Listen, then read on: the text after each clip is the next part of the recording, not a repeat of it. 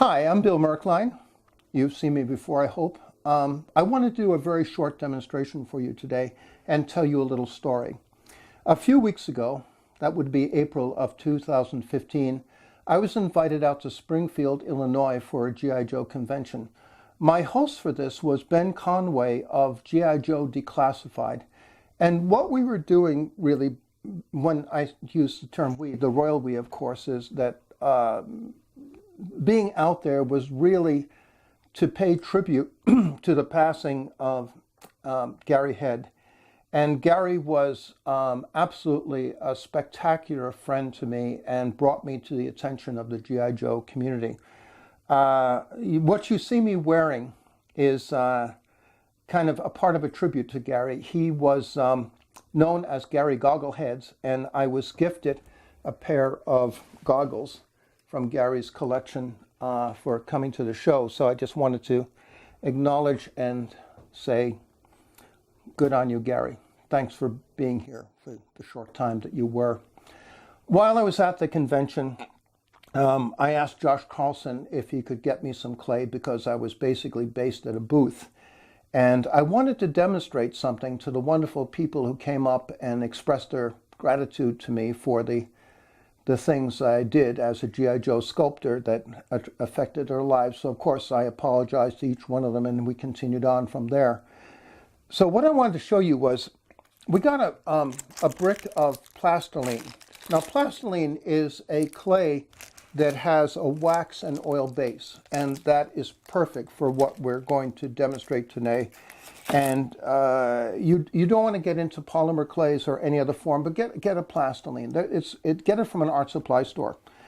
What I want you to do is roll a piece of clay into a ball, okay? Now we can come in a little bit closer, Penny. Penny Myers behind the camera, thank you. And Penny, good, good. And we're going to roll that into a log, like that, and then I'm going to pinch it on one end and form what will become either two legs or the letter Y. Okay, we're going to taper that out a little bit more, make this a little bit taller, and pinch them into a semi-standing position. The next thing is to pinch out near the top of the piece two extensions. See that? I think you can see right away that we're forming arms.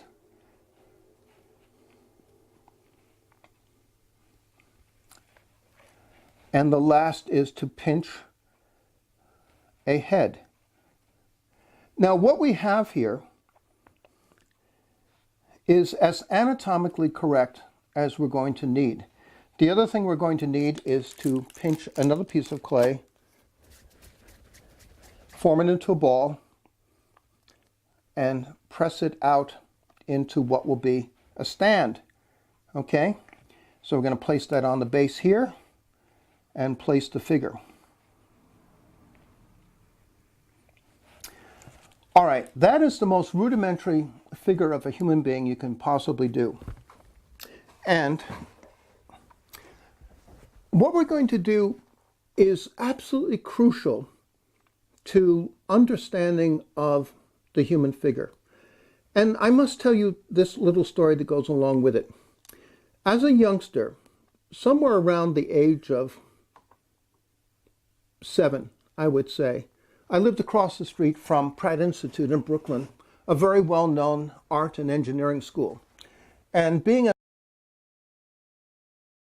students would help me and come and give me art materials. And they gave me a brick of clay one day. Well, when I was a kid, I loved going to the movies on Saturday matinees, and they were double features. That's how long ago this was. And always the second feature was an adventure film, cowboys and Indians, pirates, that kind of thing. I would come back and I would play it out in clay in my imagination. And in the course of things, I was teaching myself the most rudimentary and most basic thing about sculpting. And I'm going to demonstrate this for you. I'm going to do it so I can see it and then turn it so you can see it, is that a figure needs no detail whatsoever, that everything about the human body is a flow of movement from the feet to the head. And that line of movement can express the inner thoughts of the little clay human being that you see before you. And by altering the pose of it, you can express all kinds of things that might be going on in the mind of this little figure. So this is what I want you to do, is forget all the detail that you are involved with when you are making a figure, when you're sculpting a figure, and do this, and do a lot of it. Because here's the basic problem that we have in studying the human anatomy.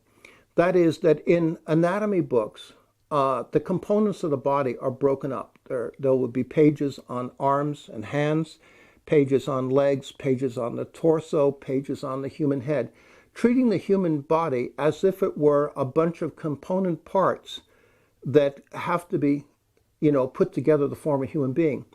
When we do that, what we get is a mannequin.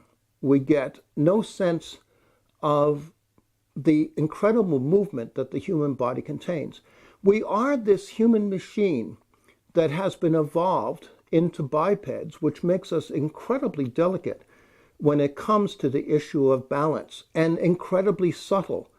And this is what you're going to learn in sculpting these figures, is how to get the sense of expression and movement, and just by playing around to see what looks right to you.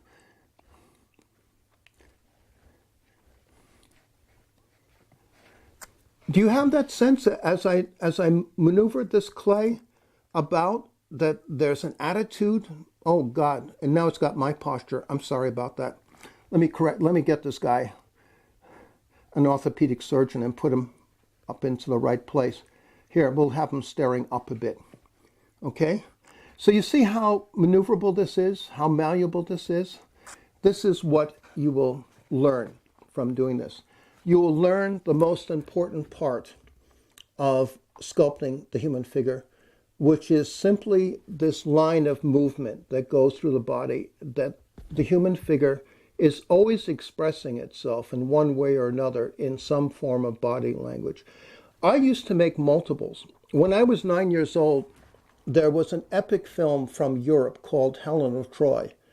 And Helen of Troy had a cast of thousands, and this was a new thing for me. It took me 2 weeks. I had enough clay. I had 2 weeks, and I sculpted more than 200 of these figures before I could start playing the Trojan War. But that's what Helen of Troy was about. At any rate, it was an epic film, and it had an epic influence on my life. As you can tell, because you know me, possibly from my art, from sculpting, from painting.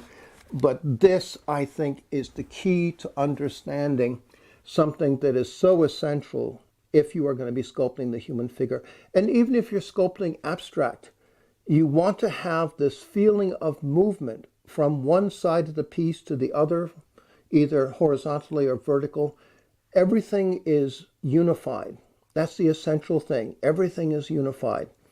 And that's basically all that I want to say about this. So I hope we've kept it brief, and I hope this will stimulate you. It costs next to nothing to do this. So I want to say thank you, and I hope you've enjoyed this, because God knows I have.